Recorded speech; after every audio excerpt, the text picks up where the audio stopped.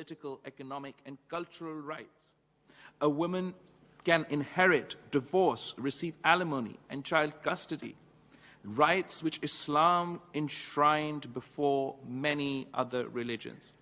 Islamic history attests to the outstanding role played by Muslim women in all walks of life. Education, enterprise, economics, politics, and governance. The Holy Quran refers to the rule of a woman, the Queen of Saba, alluding to her wisdom and to her country being a land of plenty. Almost 15 centuries ago, the Prophet Muhammad, peace be upon him, declared that the pursuit of knowledge is incumbent on every Muslim, male and female. A female Muslim philanthropist, Fatima al-Fihiri, founded the world's oldest continuously operating educational institution in 859 AD, which is why it is particularly painful today that some choose to justify restriction on the rights of women, particularly to education, in the name of Islam, while in reality these steps are a direct violation of the basic tenets of Islam. Muslim women have long been agents of change in their societies. Islamic history is replete with examples of illustrious women. Hazrat Khadija, a woman business entrepreneur. Hazrat Aisha, a scholar and a preacher. Hazrat Zainab bint Ali, a brave fighter, participant and survivor of the Battle of Karbala. Hazrat Rabia Basri, a Sufi mystic. Shuda, a scholar and calligrapher. Even today, Muslim women continue to dominate multiple fields: politics, education, health, science, commerce in Muslim societies. The president of Indonesia is the first Muslim female president of Indonesia. The prime minister of Tunisia, the prime minister of Turkey, a computer scientist at the University of Cambridge, Anousheh Ansari, the first Muslim space explorer and astronaut. Malala Yousafzai, the youngest Muslim girl to have won the Nobel Peace Prize. Excellencies, women have played and continue to play a significant role in Pakistan. Our founding father, Quaid-e-Azam Muhammad Ali Jinnah, observed that there are two powers in this world, one the sword and the other the pen. However, there is a third power stronger than both, that of women. Pakistani women have played an outstanding role in our nation's history. The Quaid-e-Azam's sister was at the forefront of our independence struggle and struggle for democracy. Pakistan prides itself that we were the first to elect a female prime minister and head of government, Shaheed Mohtarma Benazir Bhutto. While addressing the World Conference in September 1995, Shaheed Mohtarma Benazir Bhutto said, "I come before you to speak of the forces that must shape the new decade, the new century, the new millennium. We must shape a world free from exploitation and maltreatment of women, a world in which women have opportunities to rise to the highest level of politics, business, diplomacy, and other spheres of life, where there are no battered women, where honor and dignity is protected in war and conflict." And as Prime Minister, she convened the first ever conference of women parliamentarians of the Muslim world. She launched a public awareness campaign against domestic violence in Pakistan. She called for an end to the social ill of the dowry system. She focused on primary education for girls, on training women teachers, on opening employment opportunities for women. She lifted the ban on women's participation in sports, and in 1989, she set up the first women's bank, the first women's police station, lady health workers. And today, our major cities are marked by thousands of enterprises set up by women. Women in Pakistan have held prominent positions in every facet of life, as cabinet ministers, as the governor of the state bank, speaker of the National Assembly, foreign minister, prime minister, judges in the superior judiciary, as well as federal and provincial secretaries, police officers, army generals, fighter pilots, ambassadors, and UN peacekeepers. Like countries around the world, we have made progress. And like countries around the world, we face many challenges, many problems that we have to still overcome today.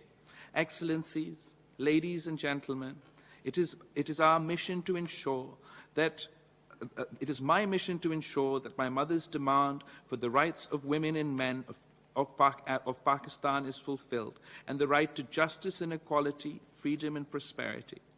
In the recovery from last year's devastating floods in Pakistan, our government has not only led efforts of relief and reconstruction, but much of our efforts in relief and reconstruction are targeted around the women who are the most affected, the most devastated by this natural disaster. We've given out cash grants through the Benazir Income Support Program to women as part of the reconstruction and rebuilding of homes in the province of Sindh. We're going to give property rights to the women of the household, and we will endeavor to further enlarge the support programs targeted to women based on women's empowerment through financial independence, employment creation, and educational opportunities. And we will not relent in confronting oppression, repression, and discrimination against women. Excellencies, in the context of the progressive and enlightened message of Islam, it is but natural for Pakistan and other OIC countries to express our deep disappointment at the restrictions imposed on human rights of women and girls, especially their right to education and work in Afghanistan. These restrictions are contrary to the injunctions of Islam. I sincerely urge the Afghan interim government to reverse these restrictions and enable the women of Afghanistan to make their full and invaluable contribution to the development and progress of their nation. Excellencies, nor can we ignore the plight of millions of Muslim women living in non-Muslim countries who face obstacles in the enjoyment of their rights, including their rights to freedom of religion. The ban on the hijab in some countries is a denial of their freedom. We must counter the denial of religious and cultural rights to Muslim women in all societies, including non-Muslim societies, and negative stereotyping and discrimination against Muslim women. These are manifestations of Islamophobia. Nor can we forget the suffering of Muslim women in situations of conflict and foreign occupation, such as in Palestine and occupied Jammu and Kashmir. Excellencies, ladies and gentlemen, women are the fountainhead of any civilization. They are the bedrock of a family, of a society, and thus of civilization itself. No nation can truly progress without the social, political, legal empowerment of its women. The role of women in the economic development is pivotal to a nation's progress and prosperity. Inspired by the precepts of Islam and the glowing examples of Islamic history, the OIC member states should lead the way in building a common future for humanity where the empowerment of women and gender parity underwrite a new, peaceful, prosperous, and inclusive world order. I thank you.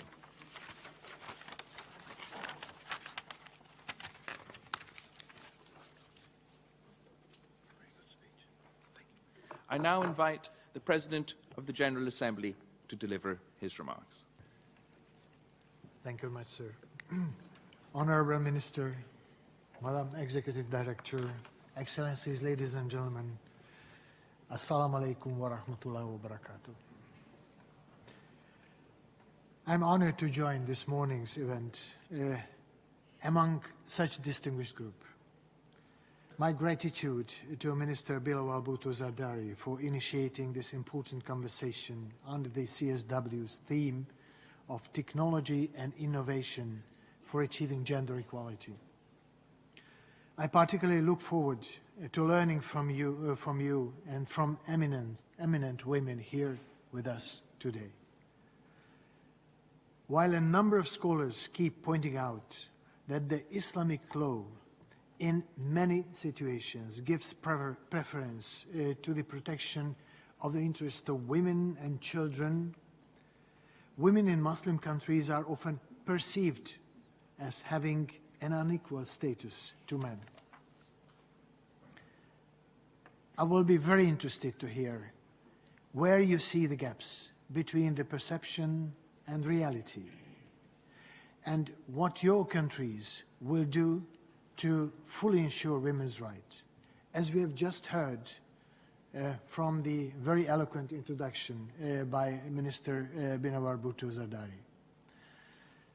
I'm particularly grateful for him, for his appeal just heard to the leadership of Afghanistan to ensure the respect of rights of women and girls in that part of the world.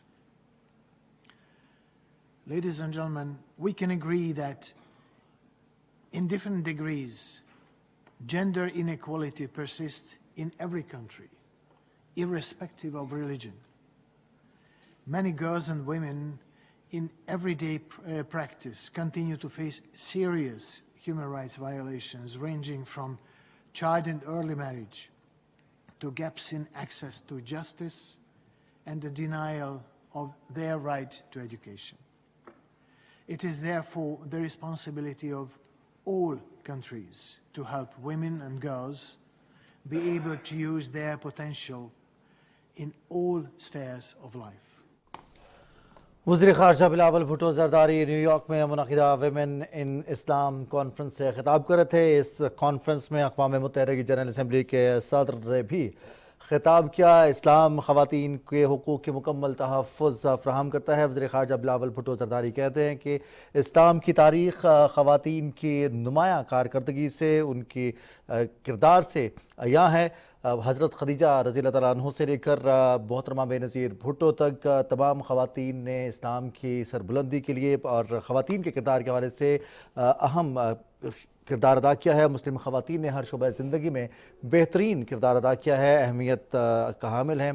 Quaid-e-Azam Mohammad Ali Jinnah ने भी ख़वातीन को मुआशरे की अहम क़ुव्वत करार दिया था। ये थी PTV ताज़ा तरीन।